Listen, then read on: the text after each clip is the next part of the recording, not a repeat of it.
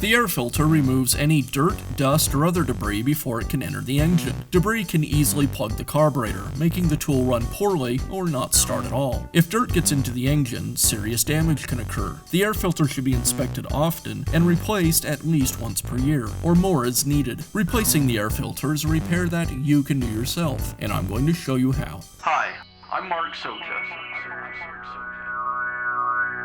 Do-it-yourself repairs like these are easier than you might think.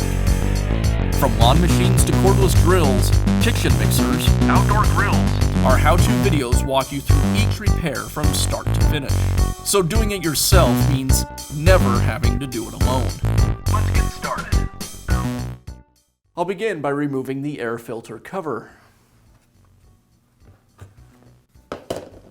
With the cover removed, now I can remove the air filter. And now I can install the new air filter. I'll align the filter with the base.